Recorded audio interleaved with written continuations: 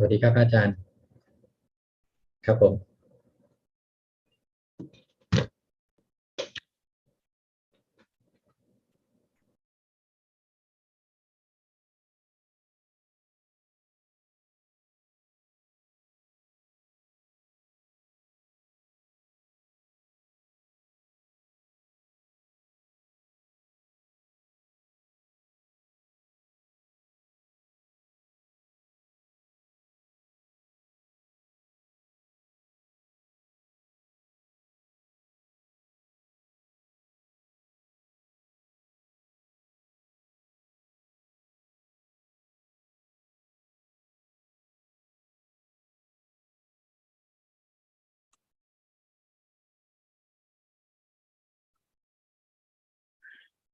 Greetings to everybody. Welcome to another meeting where we will discuss the Buddhist practices of charity, morality, and meditation. Everyone who is interested is welcome to join. I shall start with our first participant, which is Felicia Chan. Felicia from Malaysia. Ajaan, I don't have question for tonight. My meditation progress is good. Thank you, Ajaan. You satisfied? Yeah, thank you. Okay, you're welcome. Kok Sing from Singapore.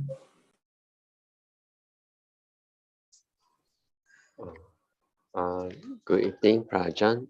Tonight I have a question. I'd like to Ajaan to check whether my understanding of Samasati is correct. My understanding of Samasati is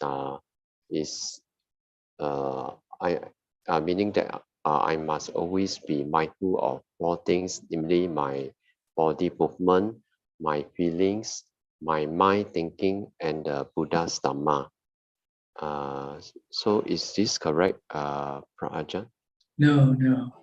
No. When you start, you just want to be mindful with your body only, or mindful with a mantra. You don't want to go to many objects right now. You want to focus on just one object to stop the mind from running around. Okay. Okay.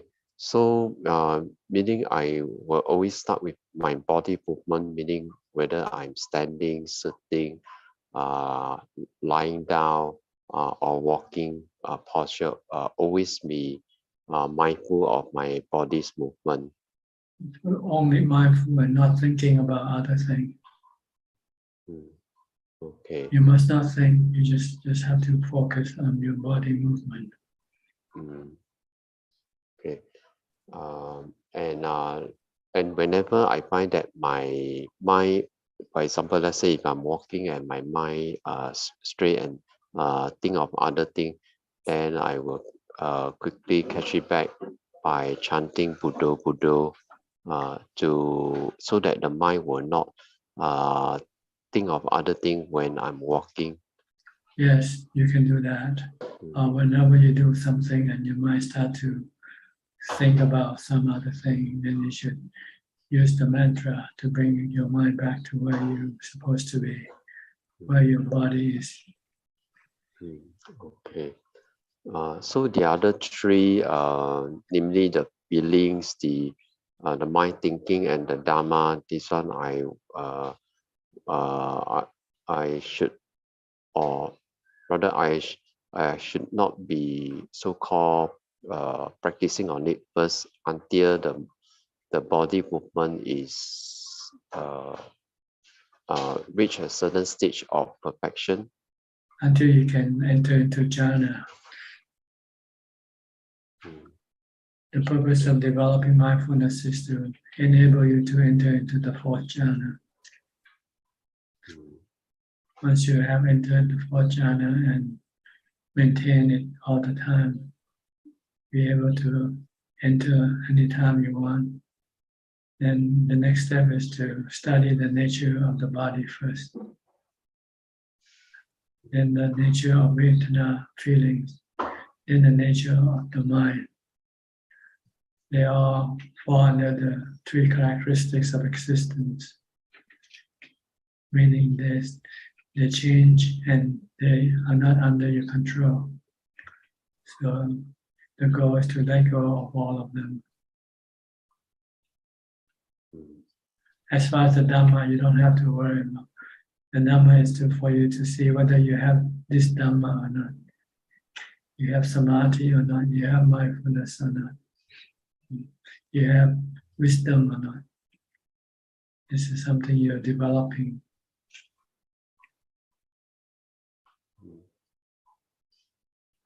Okay.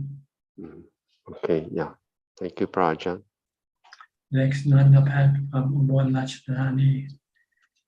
The storm is coming into Ubon.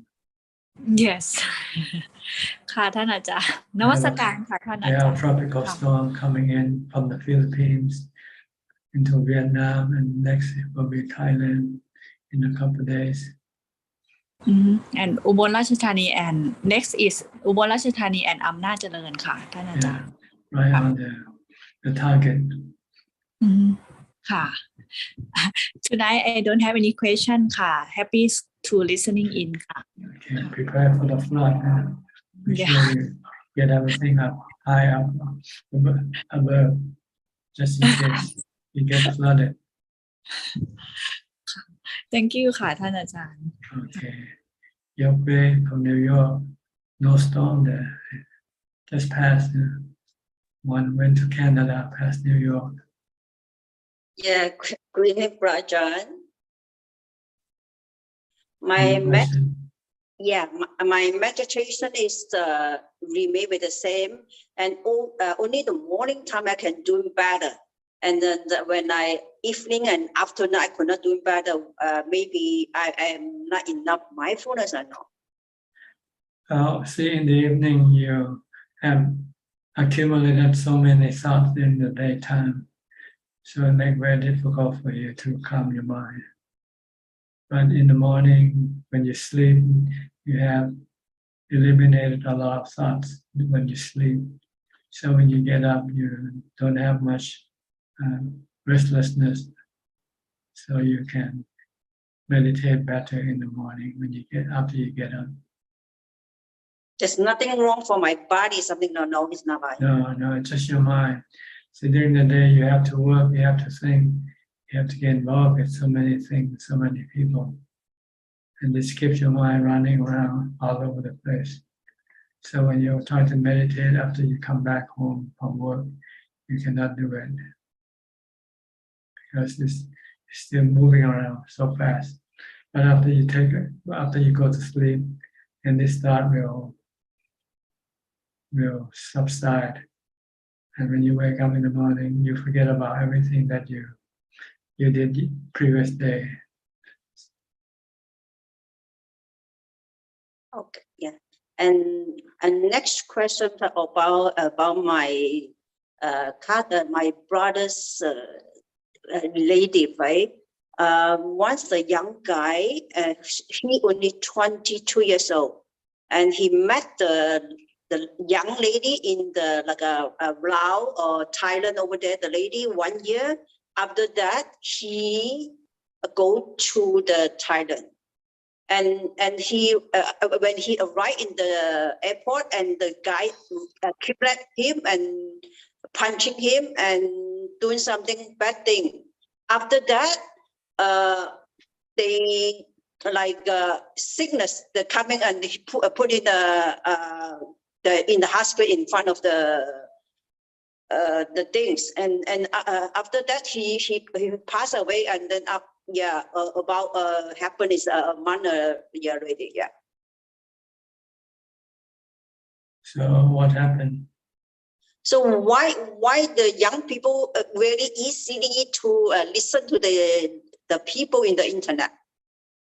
Because they're stupid. They haven't been taught properly, and they should not trust strangers.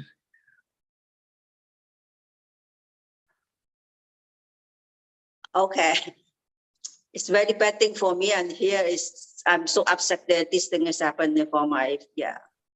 And then Yeah, and next question is about my last 2 weeks. I asked the person, so why, how come, or why he totally is like a dimension, and he could not remember herself, could not take care of herself, everything he could not. Why it's happened like that? Because she stopped recollecting. See, she's lazy, and she doesn't want to remember anything, so she forgot. No, in the our thing, two things. One is our karma bring you to come like that. I don't know whether it's karma or what, but it is what it is. It doesn't matter what is, how to deal with it. If you want to deal with it, you have to get your mindfulness back, because with mindfulness you can force your mind to remember.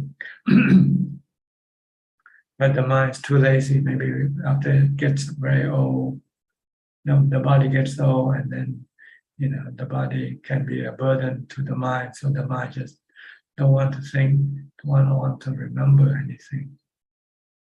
But if you have mindfulness, you can force the mind to remember, to know what you are doing. Okay, thank you, Brother John. Thank you. Okay, Professor Ken from Switzerland. Good afternoon, Ajaan. I would like to ask something regarding the knowing element. I know that if the mind can become very calm, then the knowing element becomes apparent. But my question is, if we're not at a stage where the mind is calm, can we discern in some way the knowing element as being there? Well, you can discern it by reflection, by way of. You cannot actually see the mind, the knower, the one who knows, the knowing element. But it's the one that makes us know everything. What we're talking about right now is the one who knows this thing that we're doing. You can only see the knower when you stop your thinking. It's your thinking that's blocking the knower. The knower is like somebody in the background watching everything that we do. So when we stop doing everything, then all that is left is just the knower. Like the computer screen, the monitor. When you turn off the computer, then all the pictures and sound disappear. Then all you have left is the screen, right? The knower is something like the screen on the monitor. And the thinking and the activities the mind do, like seeing, hearing things, what have appearing on the monitor. So you have to turn off the computer to be able to see the monitor itself. Or else you won't see the monitor. You see things happening in the monitor, in front of the monitor. That's why you have to meditate until your mind becomes still. And all you have left is just the knowing element.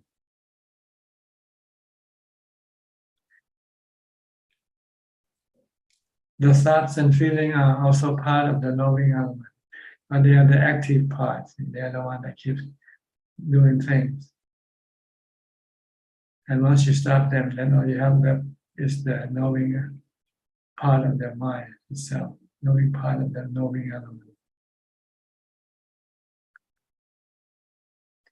The knowing element contains the four mental factors, such as mental functions, such as feelings, perceptions, thoughts, and consciousness.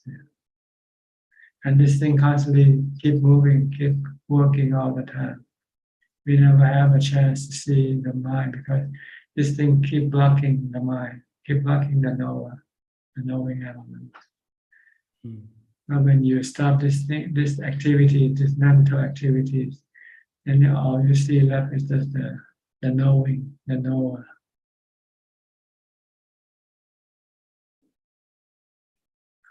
It's not important because the problem is not with the knower.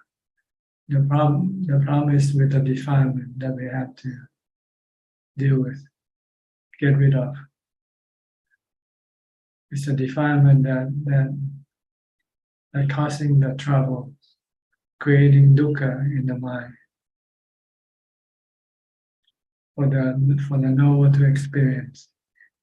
So we just have to learn to know what is the cause of dukkha and how to get rid of this dukkha. That's all we need to do. The knower or the mental functions, they are just faculties. They are used by the defilement to create dukkha. Once you can get rid of the defilements, you can still use the function, the mental function. The Buddha still used the mental function after his enlightenment, but he used it for the purpose of spreading the Dhamma, teaching the Dhamma, not for the purpose of drinking or having all sort of things, doing all sort of things, making money, drinking, going. See, these are the work of the defilement.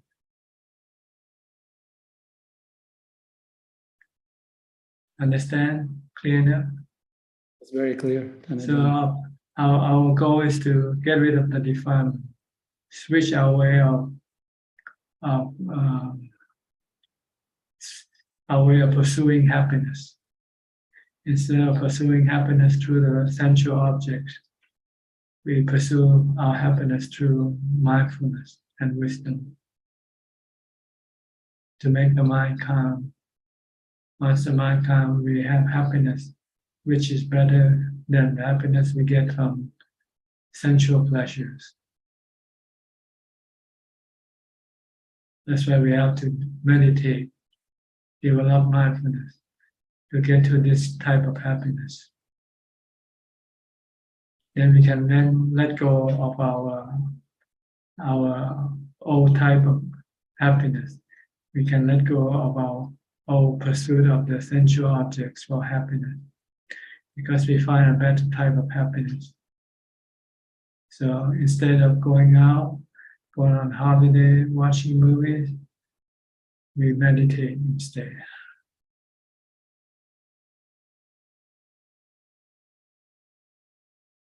It's an easier way. Once you can get to do it, it's easy because it doesn't rely on so many things. You know.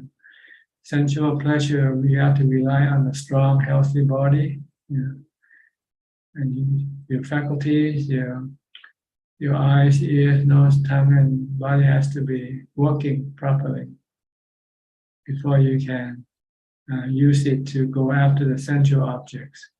And sensual objects sometimes are hard to come by. The ones you like, the ones you want. Usually you have to pay to get to them, right? So you have to spend time working to get the money first, you know, before you can buy the sensual objects that of your liking. So there's a lot of hassle. But with meditation, all you need to do is just force your mind to stop thinking. Once you can do that, you don't need a strong body, healthy body. Even when you're old, when you're sick, you can still be happy with that inner happiness.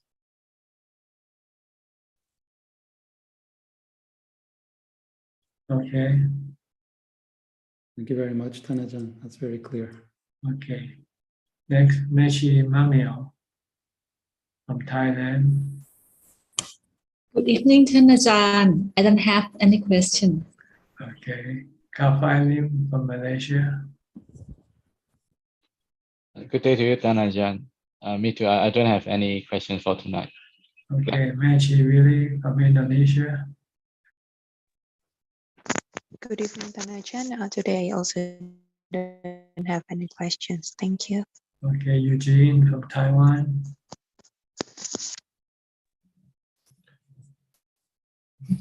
Ajaan, good evening.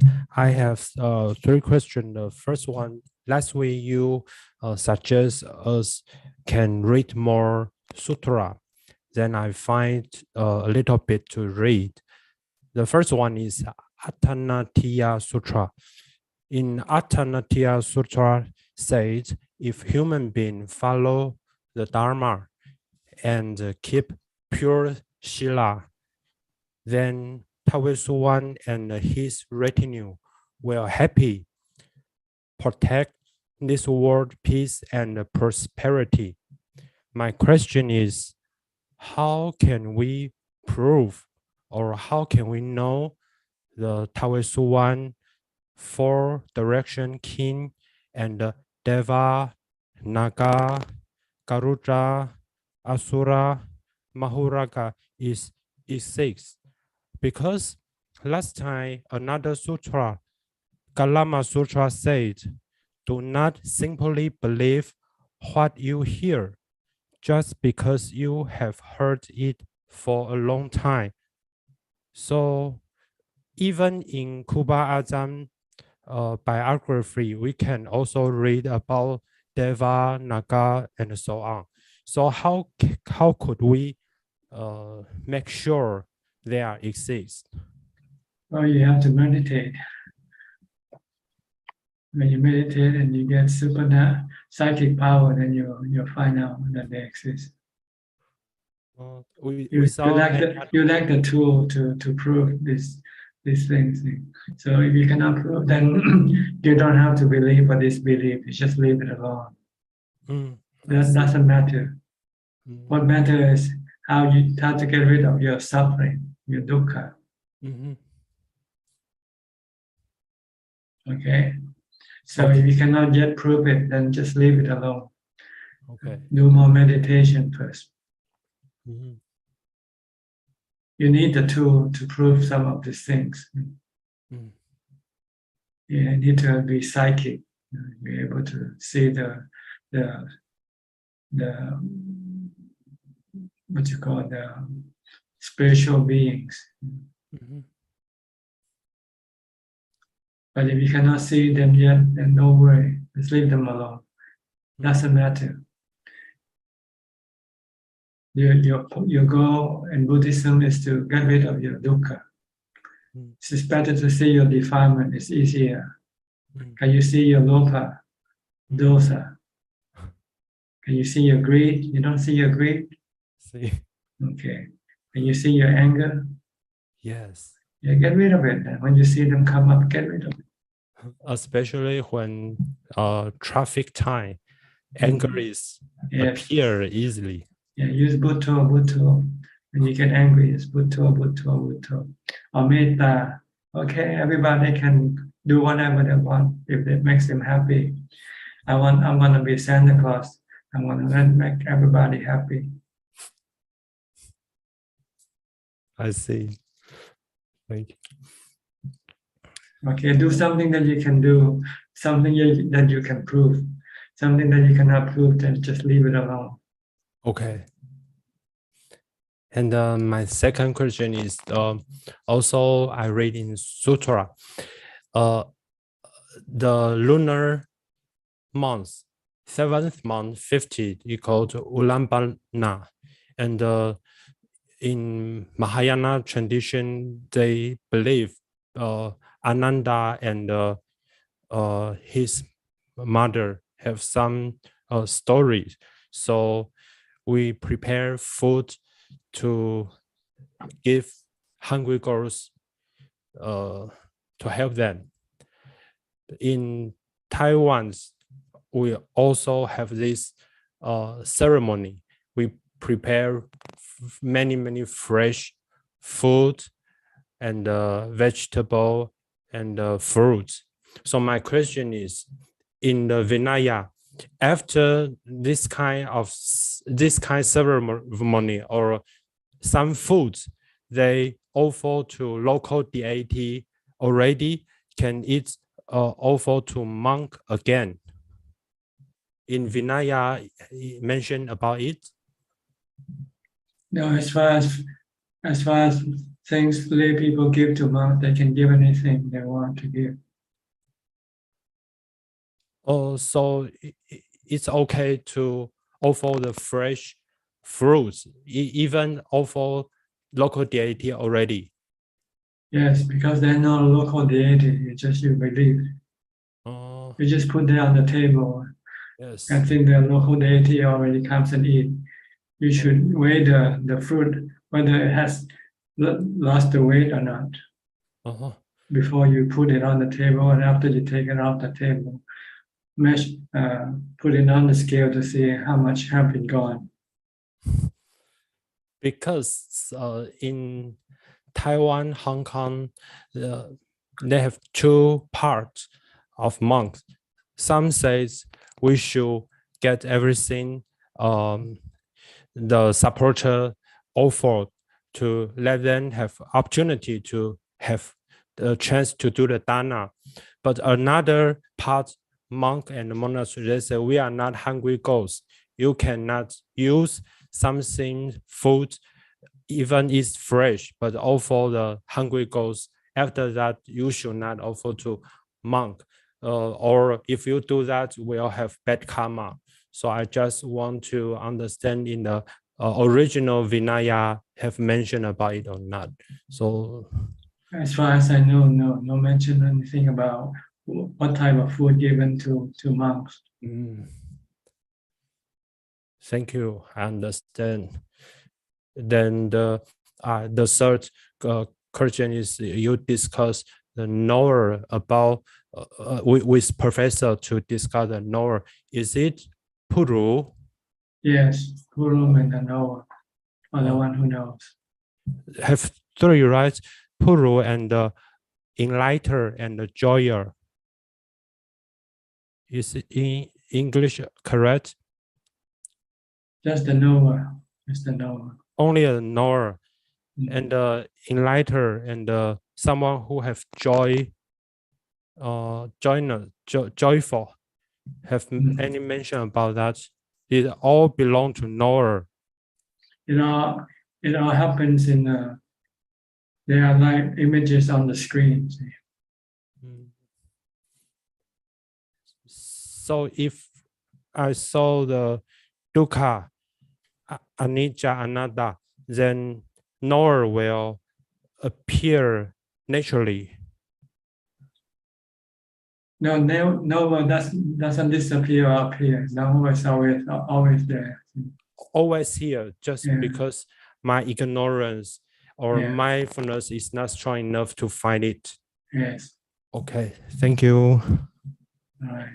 Thank you very much. Michelle, Adelaide, Michelle. Good evening, Ajaan. I have no question. How are you doing? Okay. Okay. You still have to go to the hospital? No, not in November only to see if they will operate again. Actually, I'm just doing what I have to do, the exercise I have to do, and I'm practicing.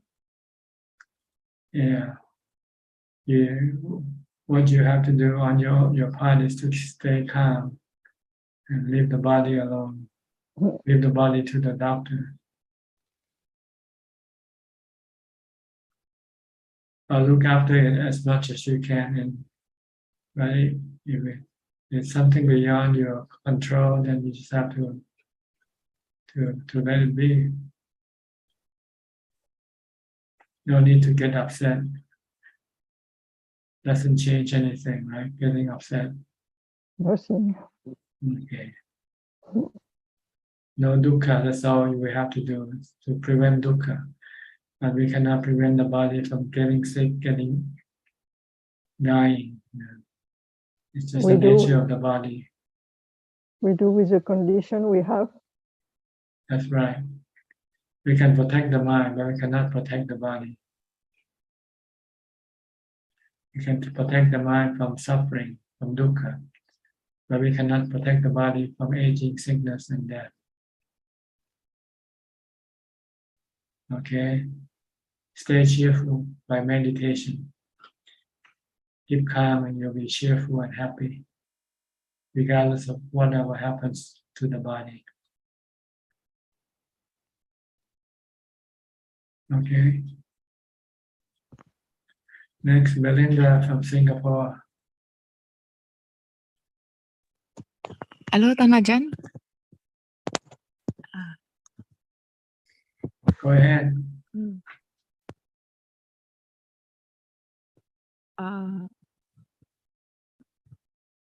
Sometime last year, December, I had a dream about my father. It was the last time up to now I saw him. He said when in the dream he left me some present. Put your hands separate because cannot hear you. Okay. Yeah. Can you hear better now? Yeah. No, don't put your palm together because you're blocking the microphone. Okay. Yeah. So he left me a gift. In the dream, I saw he left me a gift. So then I thought it was because I miss him, but I still gave dana to monk in case he needed. So, and then I realized he really left me some gift. I have inherited some will from him.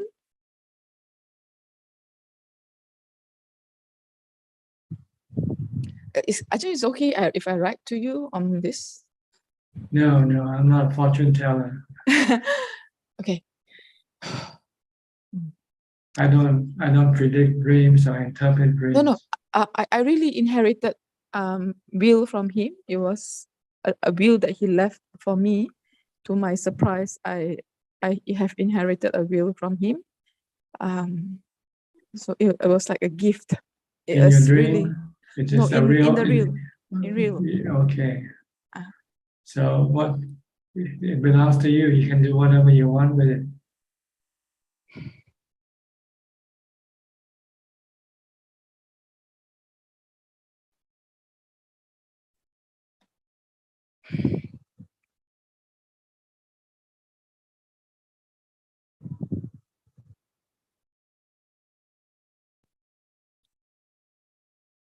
Okay. What do you want to ask? But that will has been taken by mom. So in the process, because he told me before that there were some changes made. So I didn't want to find out about it because I just used to teach, like, you can be Santa Claus, you can be kind. So I'm thinking that it's don't be greedy. Don't be greedy. Just take whatever you're given. So yeah. So if it's there is sense of injustice, like, hey, this is what was given, but then no, there's no justice. If you think of justice, it means you're greedy. Yeah. You use justice to justify your greed. If you're not greedy, then you say this is reality. Look at things as the reality. Don't look at it as justice. When I just say reality is like it is what it is. This reality. That's all. Just accept reality, and then there will be no problem. But your greed doesn't want to accept reality. You think you've been stolen, you've been cheated out of something. Then you ask for justice. But if you're not greedy for anything, then it doesn't matter what you get.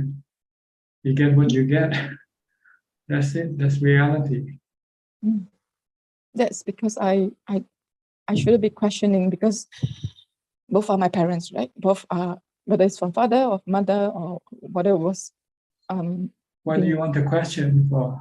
Yeah. It will disturb yourself by trying to question them. It's better just to accept whatever you're given.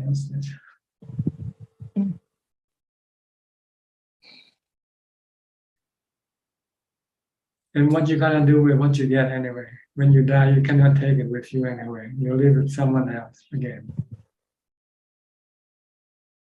If you spend it, then it's all gone. You cannot have your cake and eat it too.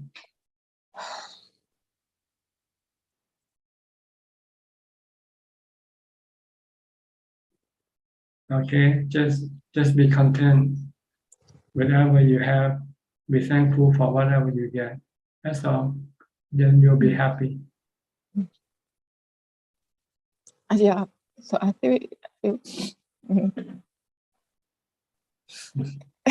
actually true. Whatever happened to us is based on previous life karma. Based on our defilement, really. That's what happened. Our defilement is the one that create the karma that we've been doing. If we have no defilement, then there will be no karma. Even like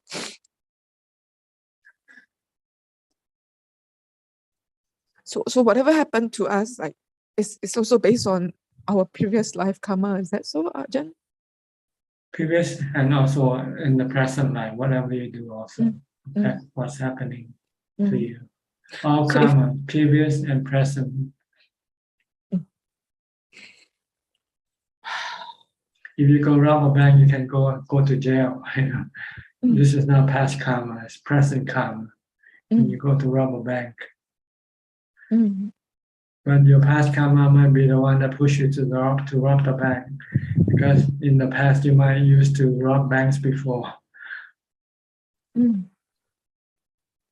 So you continue to do what you used to do. So this is what your past karma will influence your present karma. So if I take it as a repay to whoever who wants to take away, so okay, any way you want, just to let you so that you can let go of the. Yeah. I take it as a repay if I have done something in my previous life. Okay, you can consider it as a repayment, or you can consider it as a down payment for the future. Okay. Take it, Ajaan. But just don't get angry. That's all. Don't lose your mind over something, worthless. Things are worthless. Your mind is much more precious than to waste your mind on these unworthy things. Money is not worthy of the mind. What the mind wants is peace, contentment.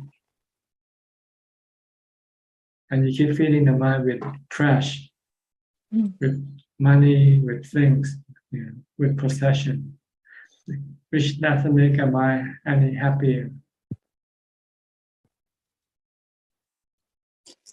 This is due to our delusion. Also wanting to have kinship, like wanting to love from family. These are also defilement, right, Ajaan? In a certain way, yes, and in a certain way, no. If you know how to love properly, then it's not defilement. If you love with kindness, loving kindness, if you love without expecting anything from the one you love, then this is good love. And if you love someone, you expect them to be good, be nice to you, be good to you, and this is defilement. Love without expectation. Okay. Expectation is defilement, craving, desire. Like the Buddha loves us, and he doesn't expect anything from us. He loves us all. He wants us to be free from dukkha. But if we not do what he wants us to do, he's not sorry, or he's not sad or angry at us. So I feel like now I learn to love myself through mindfulness, not letting the mind react. Feeling of just know what happened. Don't react to what happened. Just know, even if it's sad, or just know and watch. Good or bad, just it comes and goes. You cannot retain anything. Things that happen. All the things that happen in your life, can you retain anything in your mind at all? It's all gone. So why get upset over things that you cannot retain?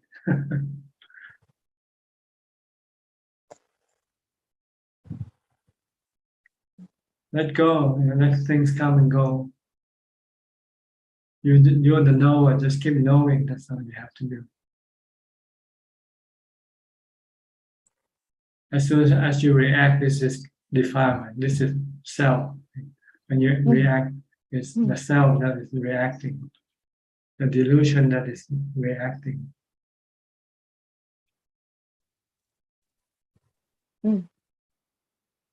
Okay. Thank you, Ajahn. Good. Sajalka from Silver Spring, Maryland. How is summer in America? Still hot? Yeah, it's still quite hot. Yeah, that's really true. So we don't know whether to put clothes on or take off this thing, but it's kind of transition time. So it's fall coming, so it does get kind of cool in the nighttime and things like that. And this sometimes is pleasant, sometimes it's not. But as you say, it's all about the weather, right? So so going back to the, I really don't have a question, but I'll ask it anyway. The Noble Eightfold Path and anger. Does the anger kind of predominantly violate the right view, or is there more to it? I mean, it's just a question. Anger is the result of wrong view. Yeah. The view that you think you can control and get what you want. So when you cannot get what you want, then you get angry. The right view is everything is like the weather. You cannot control. You cannot expect anything. You never get angry at the weather, right? Do you? Okay. So don't get angry at anything. Everything is like the weather. Anatta. Sabbe Kamma Anatta. Everything is anatta. Not under your control. Let them be. Take them as they come. When it's hot, you take it. When it's cold, you take it. Take it in. And make the best of it. That's all. What can you do? You cannot refuse. Like I said, it's not an a la carte meal. It's a buffet. Life is a buffet, not an a la carte. A 10-course meal, Chinese 10-course meal.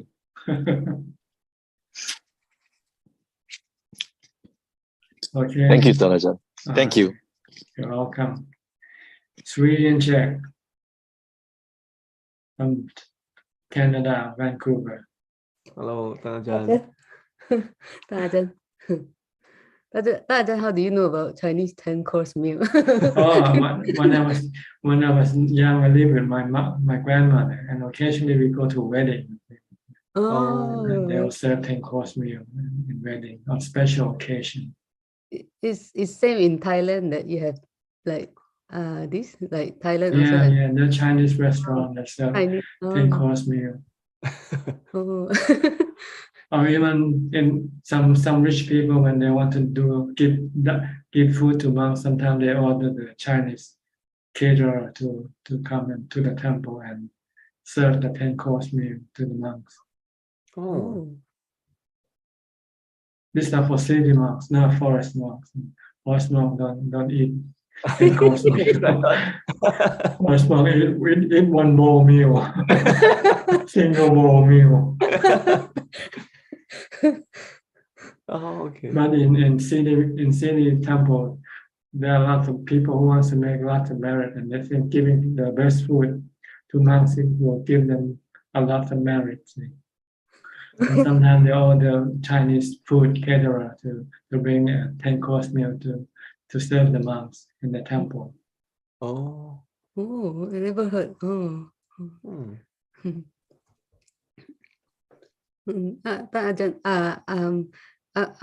Can you clear my doubt about when we passed away, we go to the spiritual world, you describe it as a dream world, and like I'm wondering, like if for the Deva, like if they're in the dream world, how come some Deva can still go and listen to the Dhamma?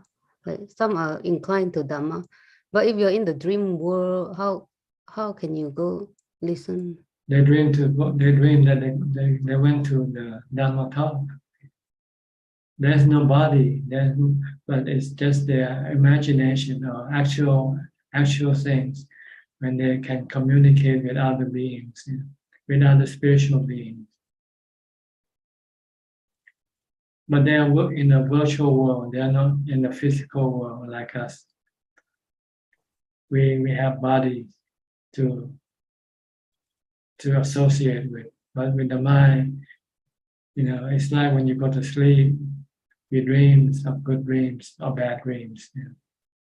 But you can also engage with other spiritual beings. Oh. So it's not entirely it's not entirely the dreams. There are also some engagement. Even sometimes when we sleep, we might engage with some spiritual beings, and we might thought it was a dream to us, but actually it was actually engagement with some real spiritual being. Right, yeah. So, it's still not entire. Oh, so like, let's say they want to listen to the Dharma, they can still connect to the teacher. Like, if they know, if they've been told by fellows spiritual, that there's going to be Dharma talk by this Ajaan or by this teacher at this time, then they can wait just like you, and you're waiting for the Zoom meeting to appear. Yeah. I read on the sutta like that, like the so many spiritual being waiting for the Buddha. So I thought, how if they're in the dream world, how they can still come, and then I guess dream world in the sense like when we sleep, but they're not just dreams; they're just also real engagement with with each other, with other spiritual beings. The Buddha, the Arahant, they're also spiritual beings with physical body. That's all. That's only different. But when they connect with the spiritual beings, they actually move away from the physical body and move into the spiritual world. Yeah. So it's something not for you to lose your time thinking about it. It's not important. What's important is that how you're gonna get rid of your dukkha. It's more important. These are all what you call secondary knowledge. The principal knowledge is the Four Noble Truths. That's what you should be concerned with. As far as the nature of the mind, the spiritual world, this is just something you have to experience yourself. But just really thinking about it just can be confusing and waste a lot of time. Right. Meditate, get to the psychic world, get into Upajjhara Samadhi, then you can then connect with the spiritual being.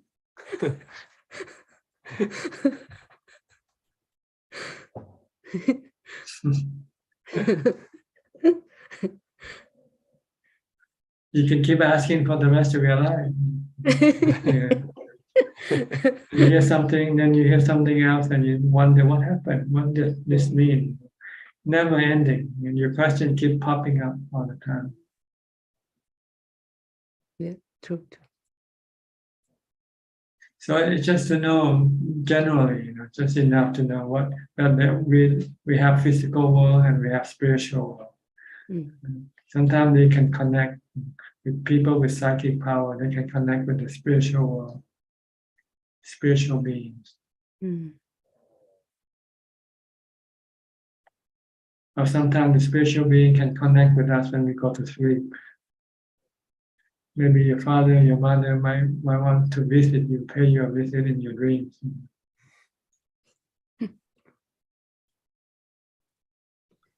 And you have this vivid dream of, I was talking to my father or my mother.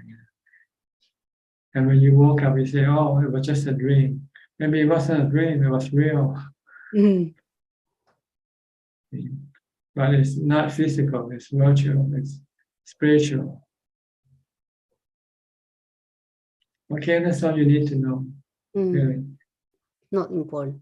What's important? The Four Noble Truths, Noble Eightfold Path, three characteristics of existence, samadhi, mindfulness.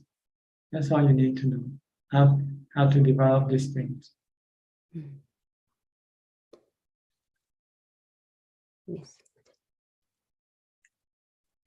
Okay. Any Yes. question? No question today. Thank you. I better listen. Thank you. Go and practice. I go to Gary from Singapore. Good evening, Ajaan. No questions from me. Okay.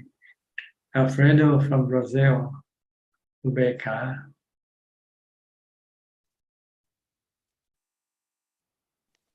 Hi, Bante. How are okay. you? It's okay. Okay.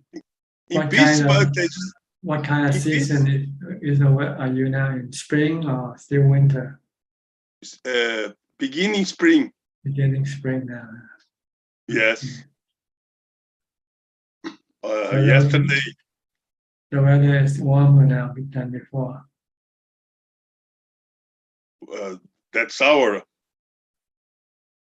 Now?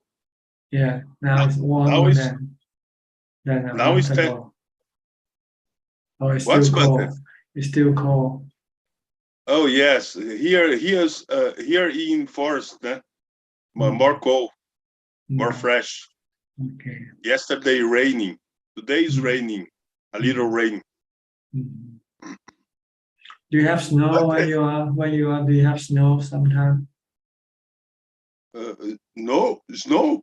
Yeah, no snow. No. No snow in Sao Paulo. In Brazil, not have snow, Bante. No snow. No, in Brazil, no. Just Only cold. Argentina. Just cold. Just cold. Very cold, very fresh. Cold only in Argentina, Chile. Chile. Brazil. Argentina, Chile. Yes. In Peru. Brazil, you have to go on the mountain to get to the snow, right? You have mountains in Brazil. Yes. When you go skiing on the mountain in Brazil, you have any skiing no ski resort? No. Brazil not have very cold. Not very cold. Not tropical country. I see. Okay. You have to go further south, like Argentina, Chile. Yes. Peru, Bolivia. I see. Yes.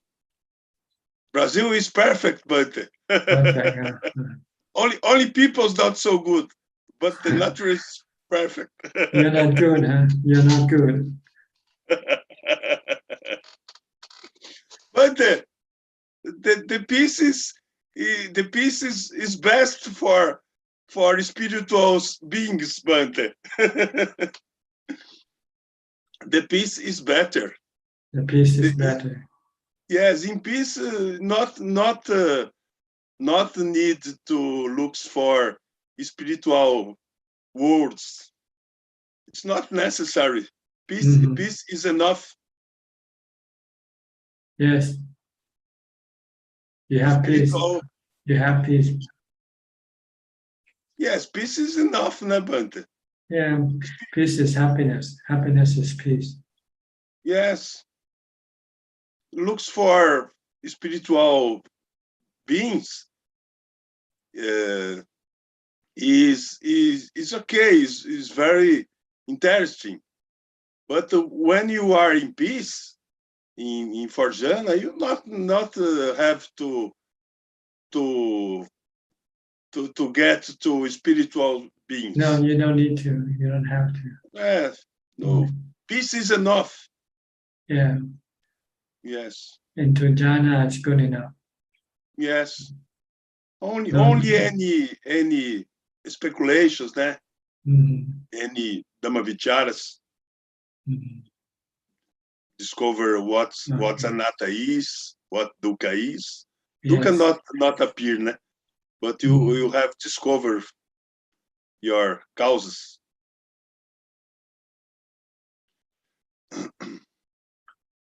Okay. Stay okay. peaceful, stay happy. That's all you need to learn. Yes. Thanks. Okay. My problem is done, Bhante. I help other. Yes, I help other peoples, and after the peoples looks for me together another time for help us. It's not so good, né, Bhante, because you help other people, and sometimes and you have other to people looks for other times. You have He to wants refuse. again. He wants again and again. You have to stop. So you have to refuse. Say, enough. Yes, stop to help. Stop Dana, because it's very bad. People's looking for money, looks for other people. Yeah. You can tell them, this is the last time I do it for you. No more. Yes. So they know that they cannot come to you the next time. Yes. But you give them warning first. This is the last time I'll give you some money, but no more. Yes. Then if they come and say, I already told you, I cannot help you anymore. Yes. Sometimes you have to have upekkha also. When you do metta, you need to have upekkha to make a balance. Yes. But the Buddhist peoples is difficult to say no, né, Bhante? Buddhists have a lot of generosity. Buddhist people have a lot of generosity. Yeah, they do, but they also don't have a lot of money. Yes, sometimes they run out of money, and what can you do? Yes. Okay. Thanks, Bhante. All right. Good. Comnet from Japan. กราบนมัสการค่ะ Good evening พระอาจารย์ How are you doing? Fine. I have no question for today. It's 12 o'clock. It's midnight. Almost, yes. Almost. Okay. สาธุค่ะ Philip then. Philip from Malaysia. Good evening, Tanajan. I don't have any questions tonight. Glad to be listening in. Thank you. How about Lillian from Bangkok? Good evening, Ajaan. I don't have any questions, but I have one comment that I was reading this Ajaan Lee's biography, one of Ajaan Man's student. So actually, he was mentioning that he became a monk because he was in a marriage and I think he had a lot of conflicts with his wife. And he straight away realized that he should be a monk because of that. And I think just very simple things in life that made him realize that he should become a monk and to get out of the lay life. Then I'm just thinking that for us, or for me at least, the things keep happening again and again in lay life, but we still don't get enlightened. And the same things just keep happening every day, and it's just very simple and mundane things, like maybe arguing with our families or expecting too much, but just reminds me that I'm still a very long way to being enlightened. I'm just amazed at how that's because you still need to have a married life, so you have to then you have to ignore all the dukkha that you have to endure. See? Because for you the alternative is worse than having to endure the dukkha that you have from your family. To endure the dukkha of being alone is worse than enduring the dukkha with the family. Yep, cannot see the light yet as well. Yeah. Because he was mentioning that he didn't focus when he was after he took the arms and he couldn't focus and he was walking and he just fell down, and that also made him realize that he's not mindful enough. Yes. And just very, very small things. Yeah, it's just a matter of how you look at things, from which perspective.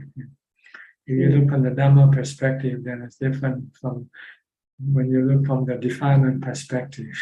Yeah, very different. But it's a good lesson for me, I think, to it's a long way, but it's still achievable maybe in the next few lives. Well, it's good to hear stories like this so that you can make comparison and then make improvement from there. Then you have to improve your perspective, your perception of things. Yes.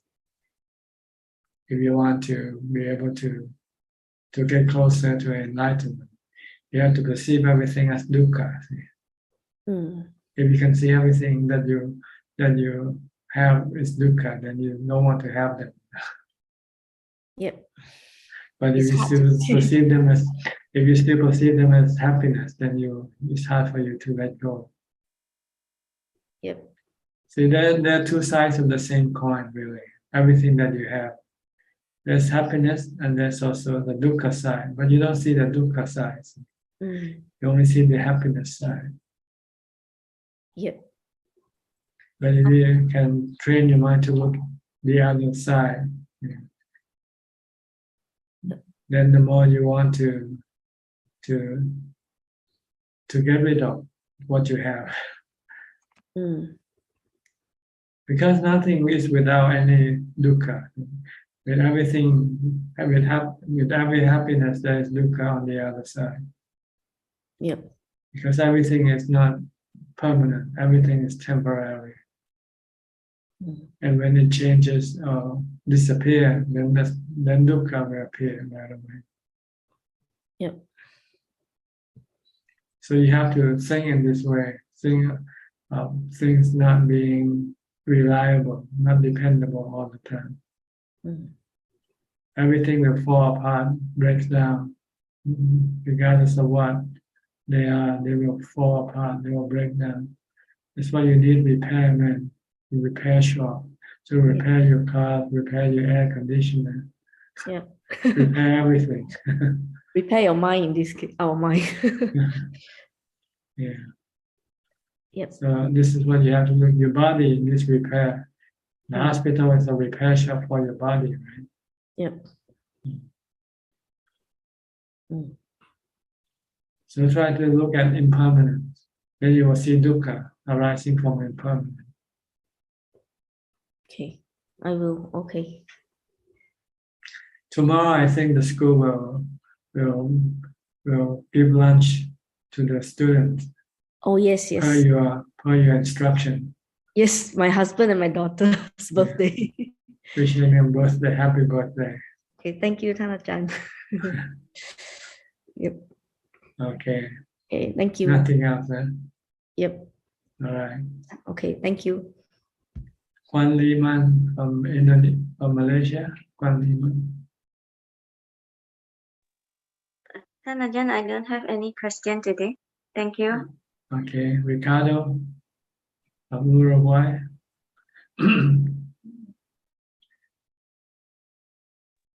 You must be cold. You must be cold also right now. Spring. Spring now. Okay. Yes. If you let me, I will show you how the weather is like here. Okay, sure. Go ahead. Sunny, bright. Sunny day. Spring starting with a lot of greens. Okay. I don't see them though because of the reflection, because of the light. Sorry. Yeah, but it's okay. I can imagine. Okay. Maybe there or there. You get snow where you live? No, we snow don't here. get. No, we are similar to Brazil. But, Are you south of Brazil or are you east or west of Brazil? South of Brazil. Yes, between Argentina and Brazil. Okay, you got anything to say or ask? Yes, please. And that is two questions actually. And the first one would be the way we treat or we talk to our own mind. And At the beginning, when I started practicing meditation with Goenka was kind of tough, hard. And my mind wouldn't want to go back to meditation because it was saying, wah, wah, wah, wah. And I've learned with you and some other teachers that we can be kind, like treating a child with our mind, and our mind learns easily, I understand, to go to the wholesome or beneficial states and the practice. I would like to ask you what you think about this. Well, I think different teachers have different technique of teaching. So maybe he found that his method was good for him. So he used this method to teach other people. So you'll find that different teachers have different techniques in teaching. Some use a lot of kindness, some use a lot of strictness. Depends. Okay. Thank you. Because at least for us Occident Westerns, when they tell us do something or whatever, sometimes our mind rejects and say, no, I won't do what you tell me. I will do what I want. And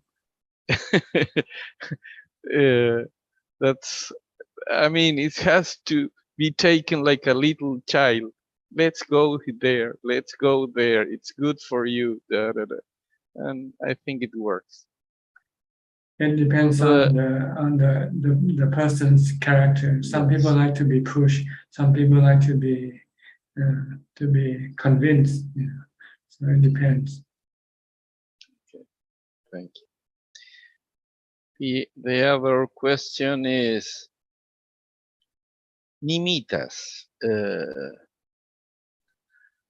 Sometimes I feel like frightened by the nimitas. Like sometimes they are very bright, very, very, very bright light, and it shocks me and scares me. And I know you told me like to watch, accept, but it has that kind of effect on me. I would like to know what you think about. That means your mind is weak, lacks equanimity. So when you start to react, then you should build up your equanimity by reciting a mantra or something, Buddho, Namo, Sangho, to bring more equanimity, more stability to your mind, to stop your mind from reacting to what you see. Okay? It's just that simple. Now you can use wisdom and tell you that this is just a movie you're watching. That's all. I cannot hurt you or do any harm to you. Yeah.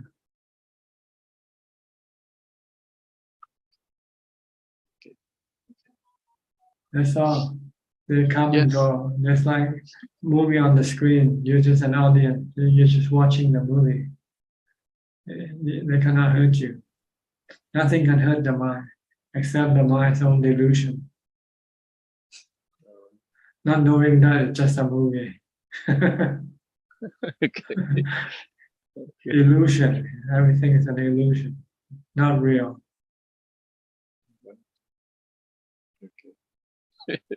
We take for real. Yeah, you take it for real. So you have to wake up your mind with mindfulness. Wake up, wake up. You're immersed in a dream. You're immersed in an illusion. It's not real. This is because people don't have strong enough mindfulness to stop their mind from reacting to things. That's what happens when people have PTSD, right? They experience some horrible experience, and this keep recurring in their mind, in their dream, and they cannot convince themselves it's just a dream, just a movie. They took it for so real. Make them nervous, make them on edge. Practice mindfulness, and then your mind will become more stable. Okay. Okay.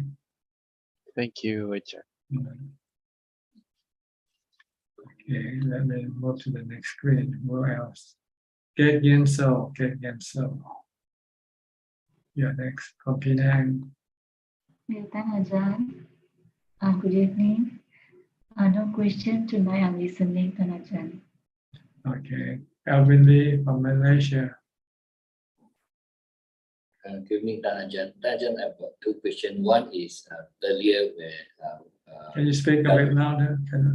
Yeah, I've got two questions, Ajaan. One is regarding what Lilian commented. I mean, I read that Ajaan Lee, one of his past life could be the great Emperor Asoka. I mean, could it be something that he has been cultivating for many lifetimes, for him to be able to just realize it at the spur of moment like this? You mean this psychic power, this ability to recollect past life? No, by it's like realizing that so much problem in the marriage, and straight away what Lilian said, he went and became a monk. Well, it's just a matter of perception, I guess. Some people are more keen in their perception than others. So you can see the same thing and have different perception. I mean, this could be something that he has been carrying on with his previous life, right? I mean, his practice. It could be, right? Yes, everything that happens in the present came from the past. You are what you are because of what you mold yourself to be today in your past life. Every action will mold you to become what you are today.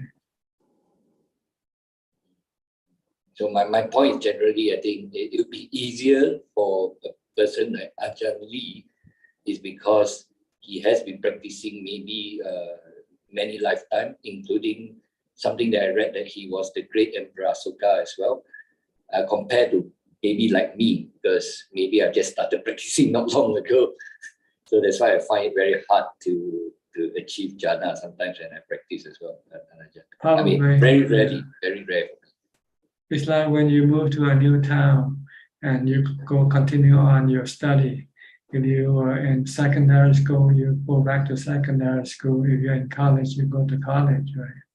Correct. Same thing like that. What you have attained to or achieved in your past life continue to the present life. Your ability continue to the present life. Okay, thanks. And question number 2, Ajaan, is regarding, I think Lonta Mahabua did mention about some people practice vipassana, practicing vipassana, which led to samadhi. Can you comment on that, Ajaan? Or sometimes when you cannot use mindfulness to calm your mind, then you can use wisdom instead. Like you try to meditate, watching your breath, and your mind keeps thinking about money problem.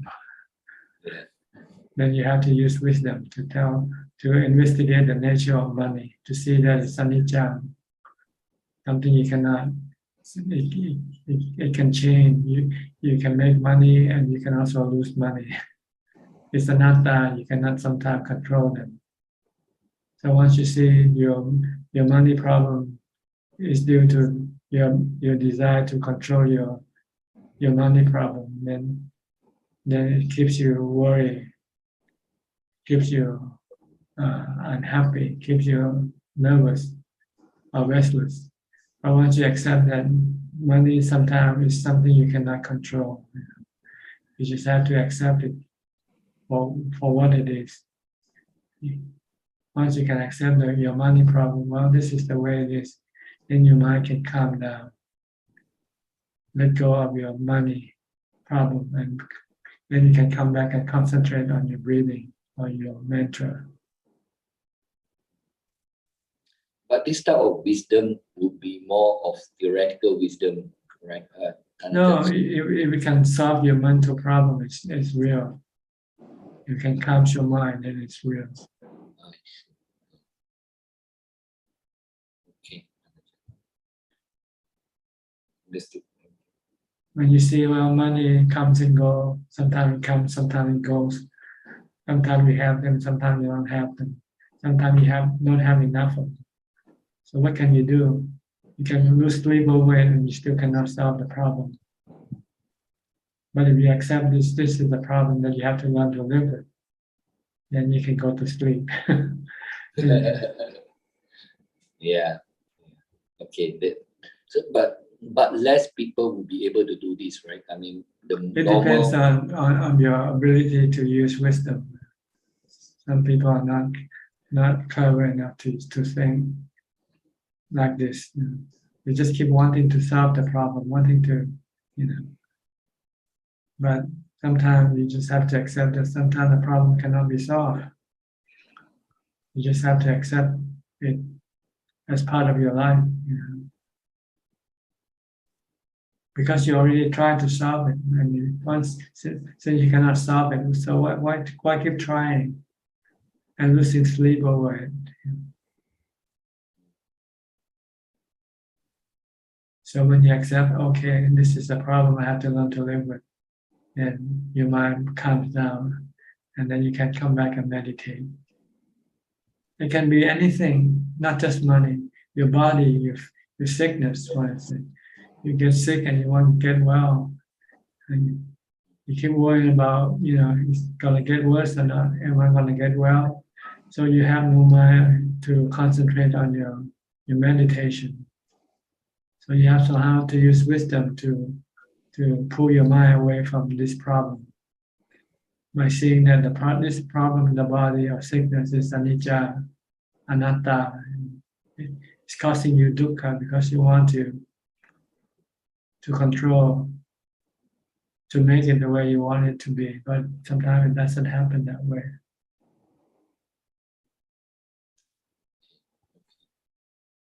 Understood. So when you accept, okay, I got stomachache, I have to live with it for now, it's anicca, sooner or later it's gonna disappear. But now it's not disappearing, then I just have to accept it for what it is. Then your mind can calm down and forget about your stomach ache, and then you can focus on your meditation. Okay? This is wisdom develops samadhi. Wisdom develops.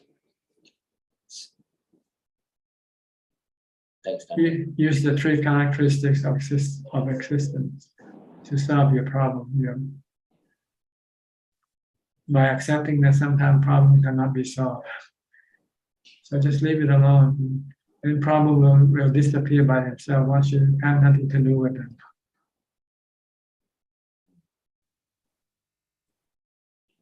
Understood. Thank you. Okay. Very clear. Thank you. Who is next? I think Ryan Wong. Ryan, where are you from? Good evening, Ajaan. I'm from Singapore. Any question? Yes. So I've asked another quite a famous Kruba Ajaan before, and it was basically regarding my job and things like that. So he actually told me that at this point of time, it will be more important for me to focus on making money, and maybe next time when I grow older, then I can do more practice or maybe do more Dharma work. And so some of my friends who approached this Kruba Ajaan, they got similar advice. So my question is, are there cases such as our case where sometimes it's not the right time to be focusing too much on practice or doing Dharma work, but instead just focus on our jobs and things like making money? Are there cases like that? Well, it depends on your ability, on how much you can do with meditation practices. If you can do more meditation practice than making money, maybe you should concentrate more on meditation practice. It depends on your ability. So is that to say that my ability is kind of weak? Like he saw that my ability is quite weak. So at this point of time, doing too much meditation might not be so beneficial overall. I'm not sure. Well, it doesn't matter what he said. What's more important is what you think of yourself. Okay. So you have to ask yourself, which is, what do you want? If you want meditation, then go meditate. If you want to make money, go make money. No one can tell you this. You're the one who should know what you actually want. Thank you, Ajaan. Another question I have is, because my mom is not Buddhist, so recently her mom passed. So that's my grandma. She passed on.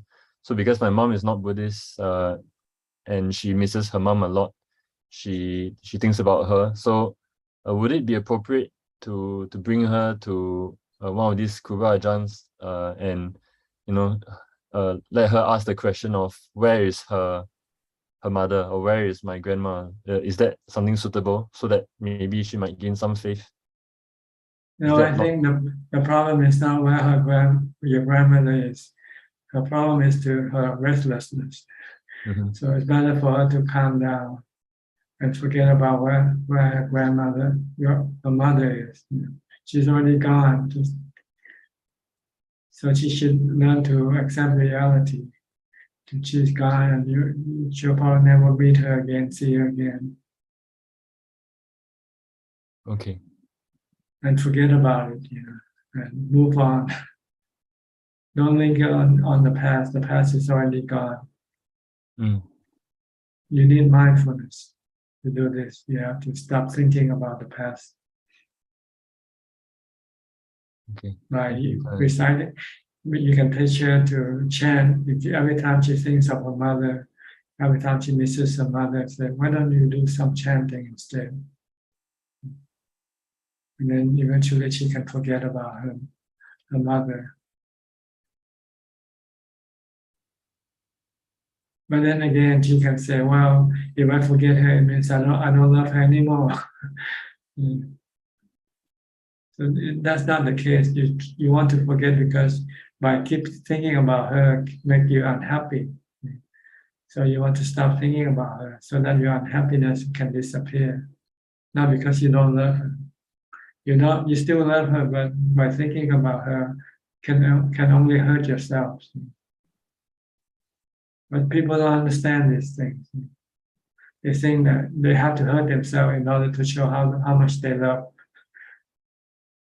So if this is the case, then you just have to leave her alone.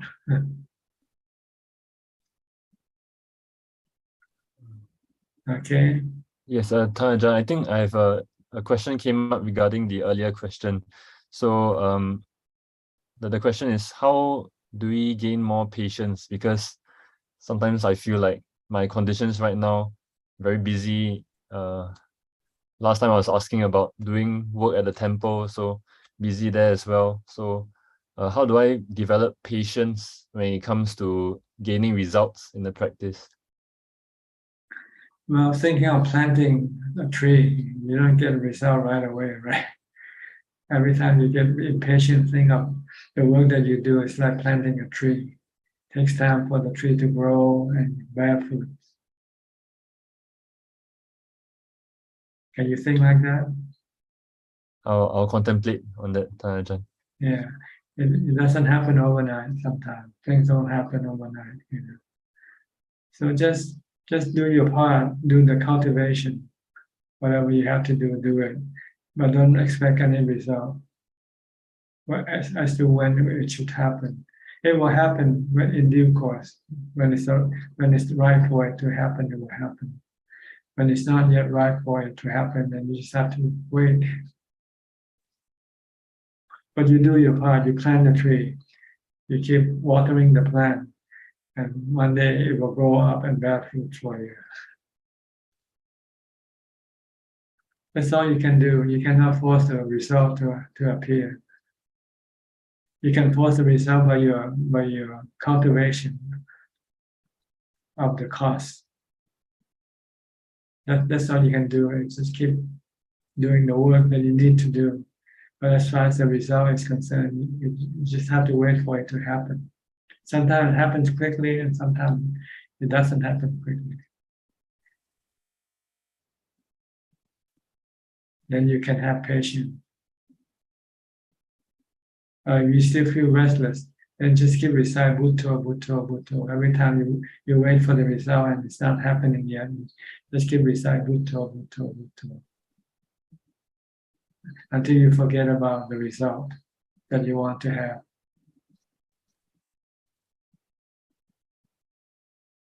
Okay? Yes, thank you, Ajahn. I have a student who told me that she suffered impatient by the fact that Rome isn't built in one day. She said, Rome wasn't built in one day. You know, it takes many years for the Roman Empire to grow up, to be a Roman Empire. So things take time to happen. It doesn't just like a switch in which you can switch on the light with the switch. Takes time. Be patient.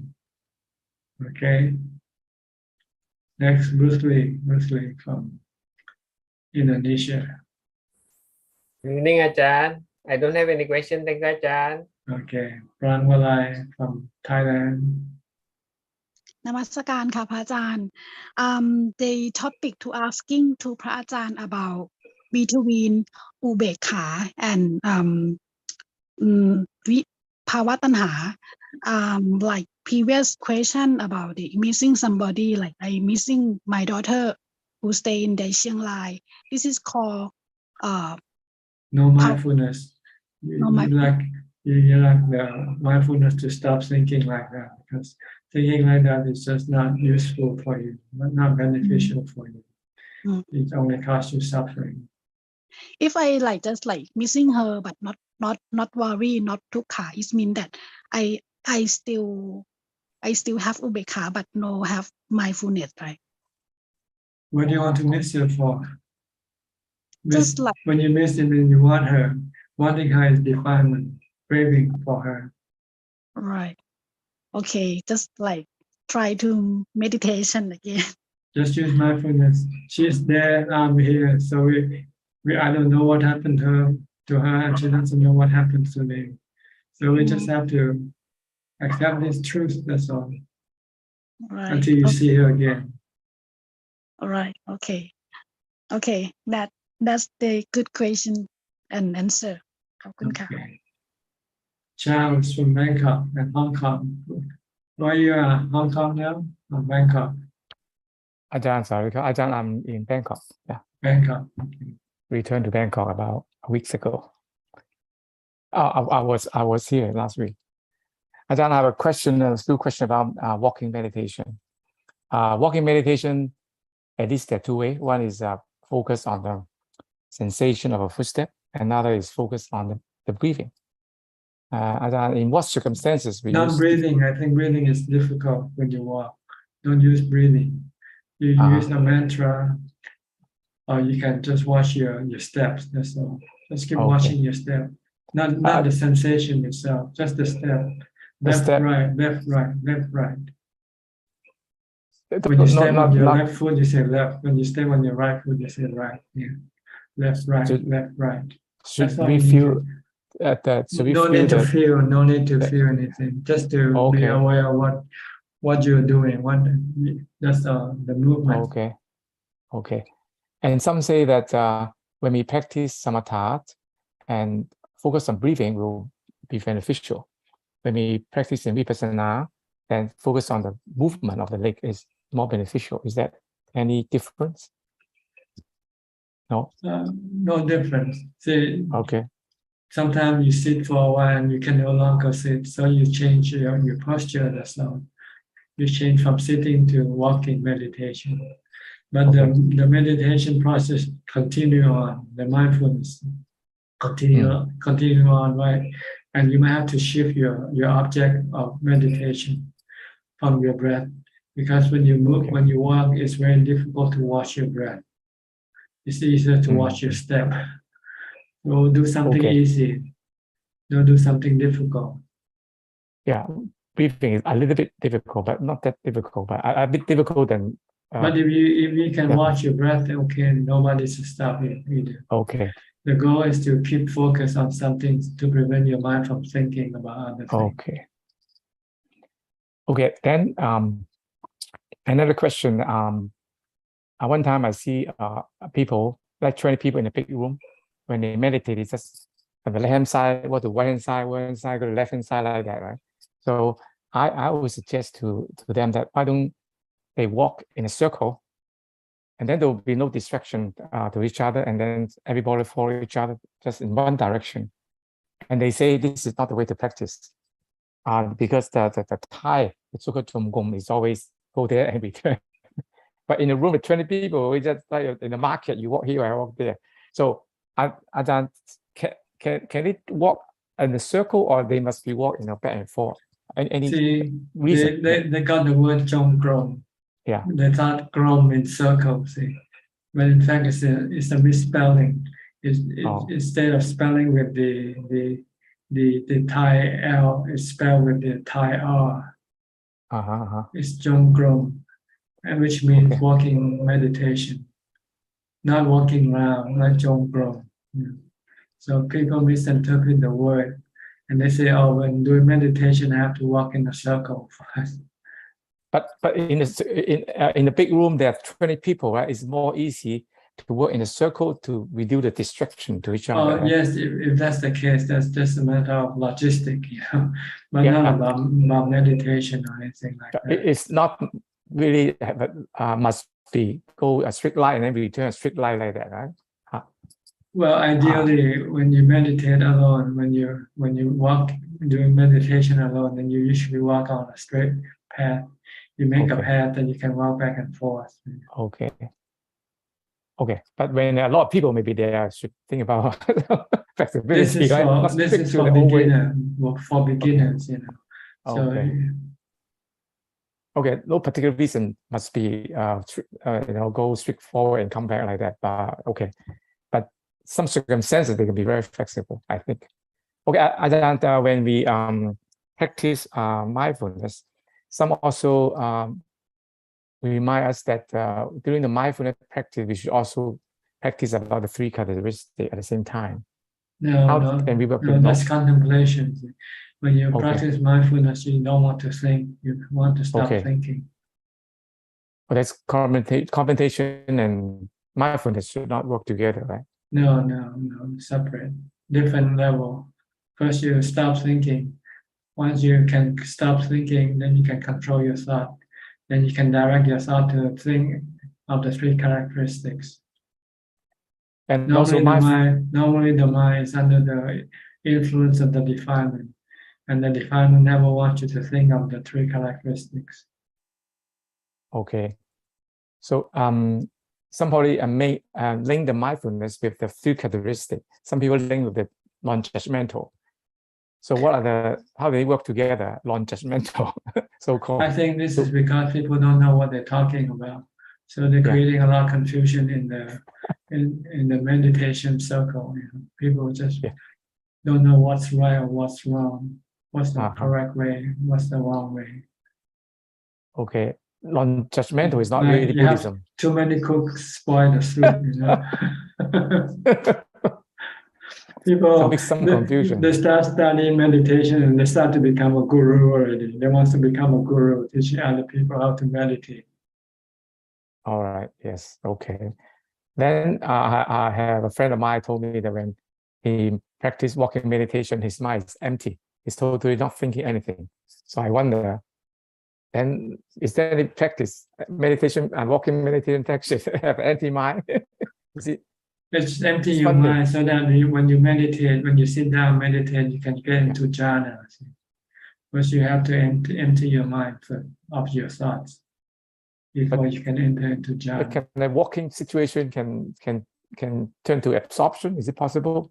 It is a preliminary part of absorption, Preliminary. but not itself.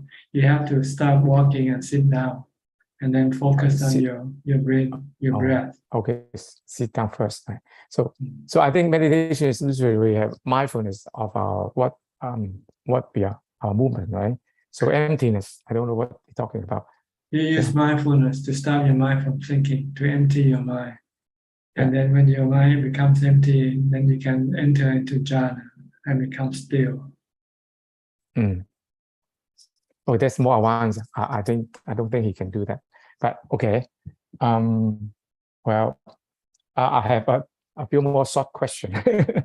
Number one, a meditator really have practice in a very calm situation, very calm mind, Does it relate to the sleeping, making noise? Usually a person with meditation with a very deep and calm level, when he's sleeping, right, maybe more quiet. Is it related or not related?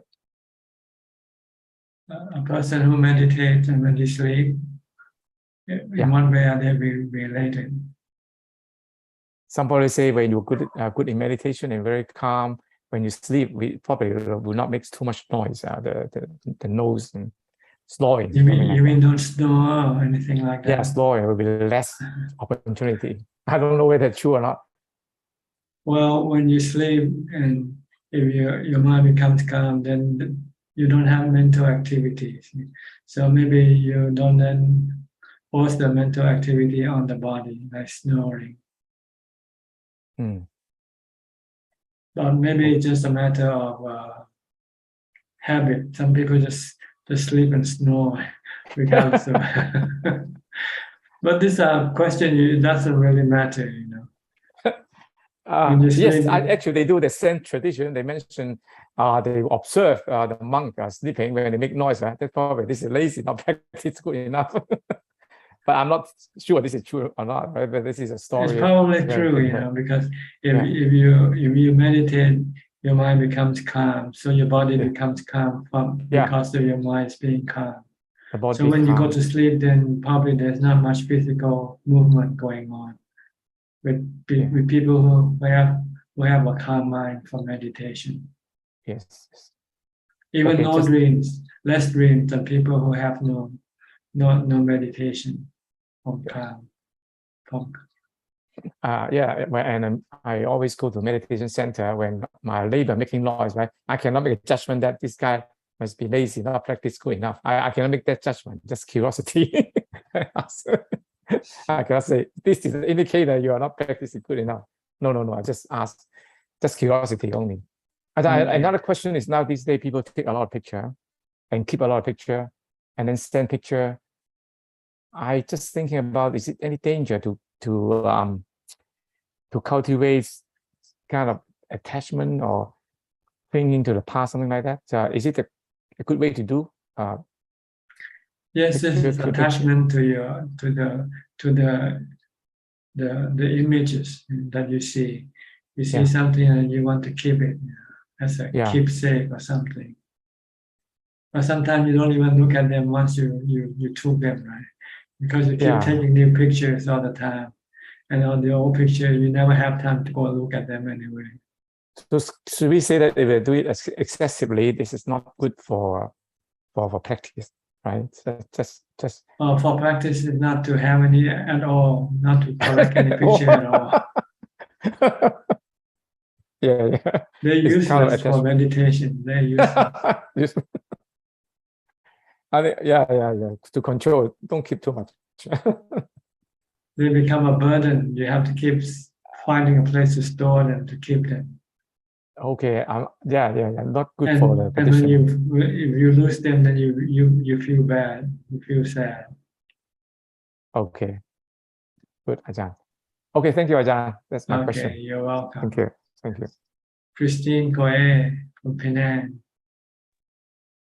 Good evening, Ajaan. Thank you so much. Just now I heard Ajaan said you can continue asking for the rest another 20 years. There's one question keep asking about Deva or anything. So it reminds me saying that, oh, I have to practice now. Don't waste time anymore. Yes, good, good. Yeah, it's really wasting time for the past 20 years. You got wisdom now. Yeah. I should practice more. Actually, Ajaan, I have one question. Eightfold Path. So for right concentration, is it samatha? Then we have to enter so-called jhana. That's right. About jhana, is it something like one-pointedness? Yes, concentration. Concentrate until all your thoughts stop. Or then you have left just the knower.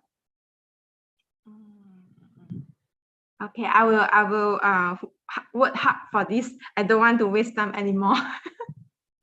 Okay. Thank you, Ajaan. You're welcome. Next, be Ravin from Bangkok, Thailand. Good evening, Ajaan. I have two questions today. The first one is regarding the fourth precept. I read in some of the prayer books where they translate to Thai, and some of them say that the fourth precept is not to lie, not to slander, rude speech, idle chatter. But from my understanding is that that's only if we are taking the 8 precepts. So maybe could Ajaan clarify on the ones that are not lying, the slander, rude speech, and idle chatter, do they constitute breaking the fourth precept or not? I think the precepts only prevent you from not telling the truth, not telling lies.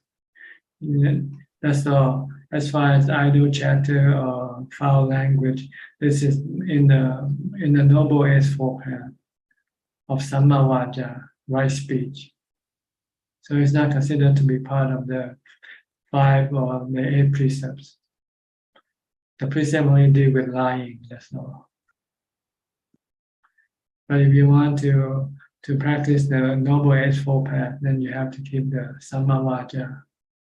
No lying, no idle chatter, no foul language, and no incite language, inciting people to get hating each other, incite hate language or division. This are contained in the Noble Eightfold Path of right speech. But as far as the precept is concerned, it's only dealing with the lying. Oh, all right. I misunderstood and I thought they were part of the 8 precepts. No, they're in the Noble Eightfold Path of right speech. These are more for monks. Monk has to be noble, so the speech has to be noble. You don't do a noble chatter, idle chatter if you're noble. You don't speak foul language if you're noble. No. Okay, because people look up to you. See, when you're a monk, people look up to you. So the way you speak has to be noble, high above what normal people do or say. Yes, indeed. I was just thinking, if someone was to say something to kind of cause people to misunderstood or cause people to become upset, I thought it would be a bad thing to do. But now it's just not right speech. It's just bad speech that should be avoided. Well, if you hurt other people by speech, it means you're cruel. You have no metta. You have no loving kindness. You don't hurt people by speech or action. If you have made loving kindness, then your speech and your action must not hurt other people. All right, so it linked back to the Noble Eightfold Path. It links back to the Brahma Vihara of Metta.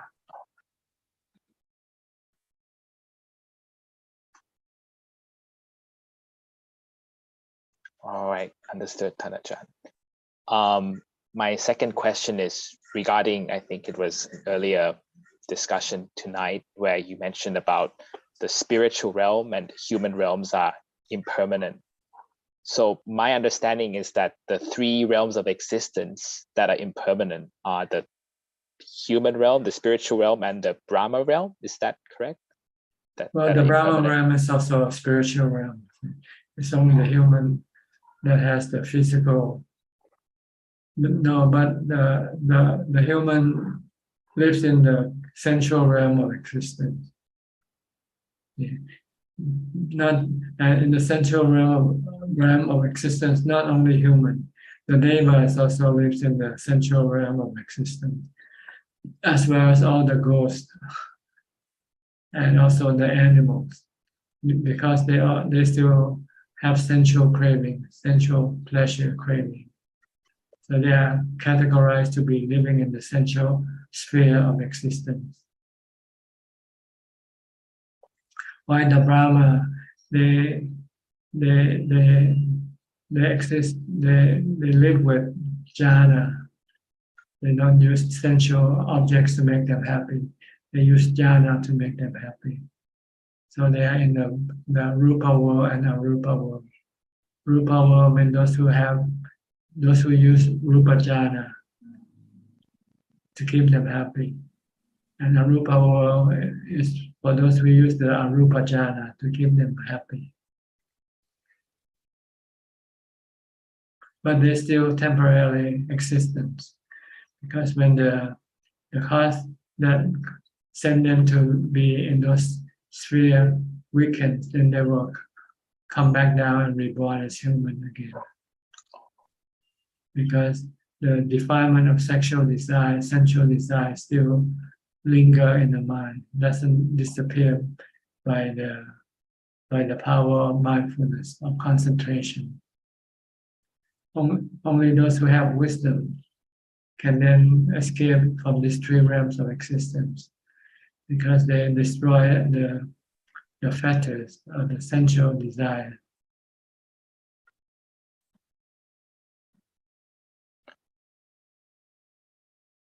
All right, so the Brahma realm is more refined than the sensual realm, but it's still impermanent. Yes, it's impermanent, because like when you have mindfulness, you enter into jhana. When your mindfulness weakens, then your defilement of Vishya mind come out to go to the sensual realms. So the exception would only be like an anagami, right? Because they will be born there and then they will become enlightened from there. Yeah, and anagami had got rid of all the sensual desire, so it will not return down to the sensual sphere of existence. But it's still attached to the rupa jhana and arupa jhana. So it has to use wisdom to see that the jhana are also dukkha because of the impermanent and anatta nature. So when you see the three characteristics in the rupa jhana and arupa jhana, then you give up your attachment to them. Then you exist without having any cravings. No craving for sensual pleasure, no craving for rupa jhana, no craving for arupa jhana. And you don't have any more craving left, then you have nibbana instead.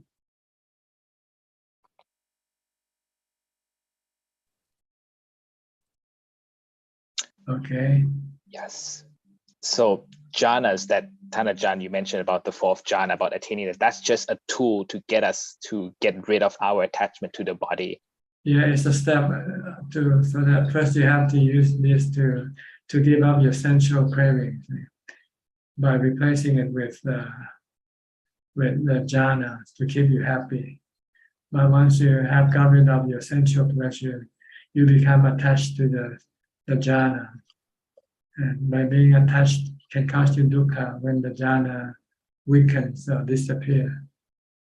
So if you don't want to have any dukkha, then you have to give up your attachment to the jhana. Then you don't rely on anything to make you happy. You rely on having no craving as your source of happiness. The real source of happiness is to have no cravings at all. No craving for sensual pleasure, no craving for rupa jhana, no craving for arupa jhana. Then you have emptiness. And emptiness is not anicca dukkha anatta. When there's nothing, how can you say it's anicca dukkha anatta, right? Yes. It's only when there's something that you can say it's anicca dukkha anatta. But when there's nothing, then you cannot say it's anicca dukkha anatta. Yes, indeed. But some people think nibbana is anatta. It's not anatta. It's not atta. It's nothing. It's emptiness. Nibbanang balamang sunyam, supreme emptiness. How can it be anicca dukkha anatta? How can it be anatta? When there's nothing, you cannot describe nothing as anicca dukkha anatta. You can only describe something as being anicca dukkha anatta.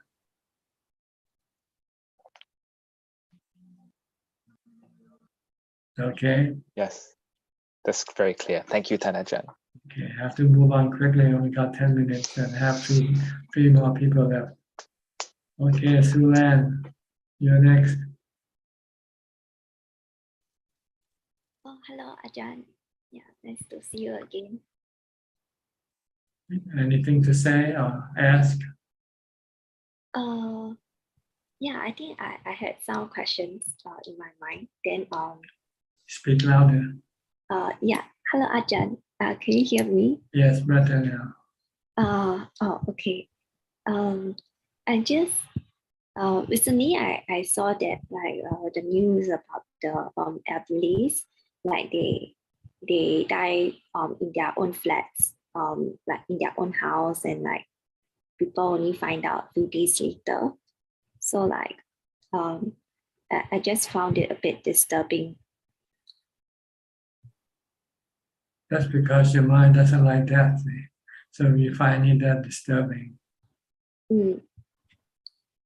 Okay.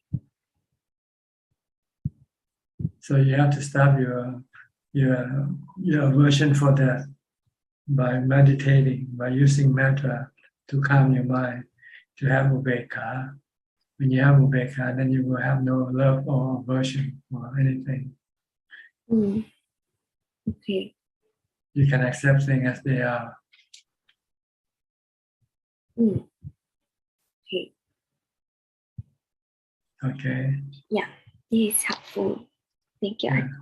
That's why you have to practice mindfulness, practice meditation. Then your mind will become strong. When you experience something that you don't like, you will have no aversion for it. Yeah. So like sometimes I feel like the knower, sometimes when I feel like we are like living in reality, then the knower is aware. But then not other times like the knower is not there like that. So because there's no mindfulness there. Oh. Okay. So during that time, the knower is. Then use mantra to bring it back. Bhutto, bhutto, bhutto. Keep reciting bhutto, bhutto. Then the knower will come back. And just merely know of what's happening. Okay. Okay. Yeah. Thank you. Okay. Evie from Indonesia. Evie. Ya, Namo Buddhaya, Ajaan. Louder. Speak louder. Yeah, can Ajaan hear me? Better. Yeah. Ajahn, yesterday I seriously to watching the Anapanasati. So I see there is so much pressure disappear. Finally, it's like a cloud that is blown away and the sun appears in the sense that I can finally see the breath more clearly.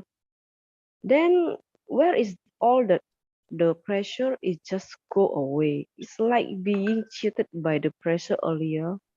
The pressure just seems to prevent us from paying attention to the breath properly. At this moment, I don't have any desire, don't have any feeling. There is no sadness or joy or anything here. It seems that in our lives there are many cloud cover, so we cannot see the sun. All right, Ajahn, that's correct. When you have mindfulness, strong mindfulness, this is how the way the mind appears, empty. And so this is they mean we have been cheated so long. Cheated from all day. You just realize the Buddha's delusion has been controlling your mind for forever. So we are so stupid, cheating all day, all moment, until I realize, hey, behind the cloud there is a sun. But why I cannot see the sun? There so many clouds. Delusion clouds your mind. See? So when you use mindfulness, you blow the delusion away temporarily, not permanently. When you stop mindfulness, then the delusion comes back again. The clouds come back again. But need more effort, Ajahn. Need more energy to do that, no, Ajahn. Yeah, keep trying. Eventually, it will become automatic. Need when so you're much starting, energy. When you're starting, you have to keep pushing yourself to be mindful. But eventually, it will become habitual. Then it become automatic. Being mindful become automatic. And the other question of this is, so many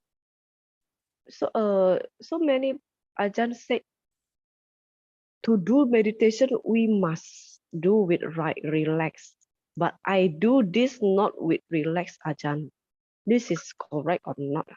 This is You're not relaxed because your defilement is resisting your practice. If you have lots of mindfulness, then you can overcome this sense of struggle, or tense. It's your lack of mindfulness that's causing you to feel tense, feel tension. But if you have strong mindfulness, then the resistance of the defilement will weaken, and then you don't feel any stress during meditation. So keep developing mindfulness. So I posing with more energy, that is the right effort. Yeah, right effort in maintaining mindfulness. Yeah, Ajahn. Okay. Okay. I understand now. Okay, Ajahn. Okay. Thank you. Okay, last but not least, Suchart.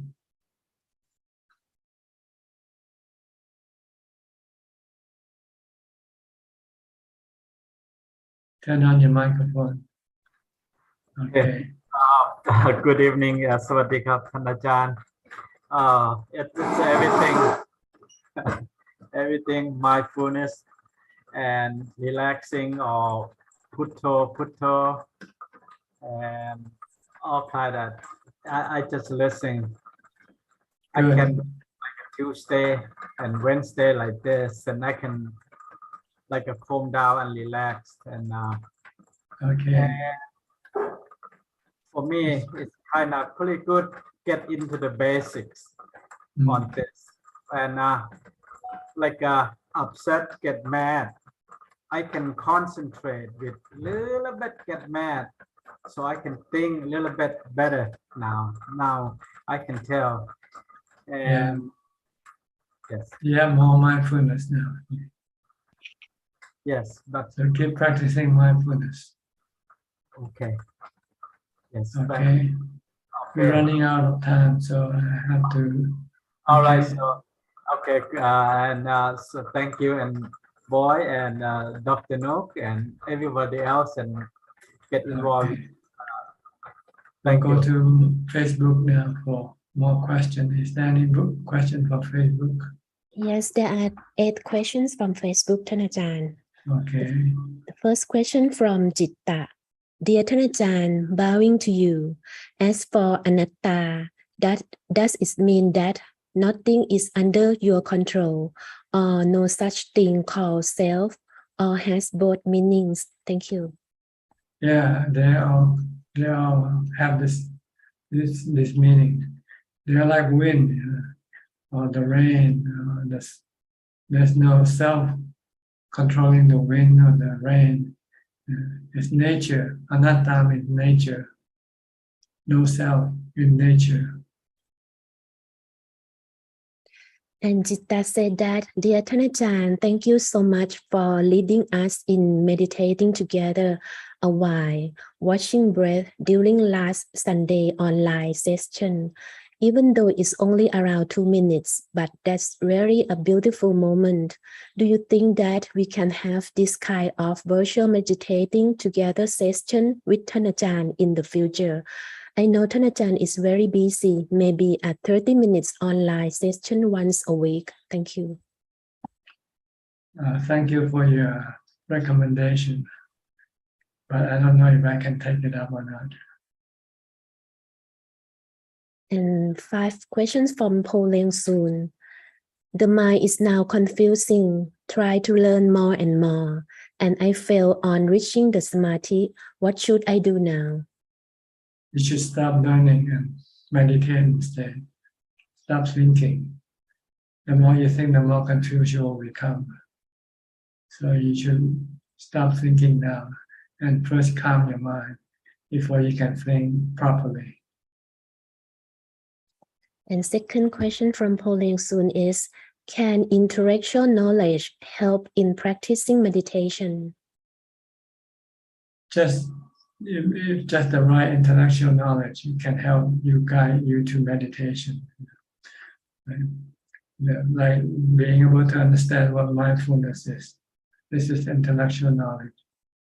Once you know that, then you use this knowledge to guide your mindfulness, to develop your mindfulness. And the third question is, can Ajaan explain about the truth? The truth is what you see, hear. This is all truth. Things that are happening right now, it's all truth. But it's just temporary truth. It's not a permanent truth. And so it happens and it disappears. It's gone. And next questions. Before sitting for samadhi, do we have to contemplate on metta? It's up to you. If you're angry, then you use metta to stop your anger. But if you're not angry, then you don't need to use metta. You can go straight with Bhutto or watching your breath. The next question is how to watch inside the 32 parts of the body. By studying, you can look at the anatomy book studied by doctors, medical students, first to see what they are, what they look like. Once you see and know what they look like, then the next thing is to remember them in your mind. So that every time you see somebody, you can see all the 32 parts of the body. Next question from the Multiversal Unity. Dear Prajaan, there are so many people suffering. How the Arahant bear with handling or teaching them? Thank you very much. Oh, they don't bear. They just do what they can. That's all. They know how much they can do and how much they cannot do. So they only do what they can. And the last question from Tek Ting Loon. At what age is suitable for me to renounce my life? I'm 21 years old, but my parents want me to wait until they pass away before I make my decision. May I get your advice on this, Pante? You have to find out for yourself when it's the right time for you. Yeah. No one will know when it's the right time for you to ordain. You yourself will know when. So you ask yourself, when am I ready to ordain? Just keep asking yourself. If you're not ordained yet, it means you're not ready yet. If you're ordained, then it means you're ready to ordain. Okay. I think that's about it for tonight. That's all the time we have. So I'd like to thank you for your participation. I hope this meeting has benefited you somewhat and helped you advance in your practice. In the meantime, please stay safe, stay mindful, and keep on practicing. And if all goes well, I'll see you all again at the same time next week. Thank you and goodbye. สาธุเจ้าค่ะ สาธุท่านอาจารย์ Thank you. Thank you. Thank you, everyone. Thank you, everyone. Good night, Thank you, everyone. Bye. Have a good night. Good night.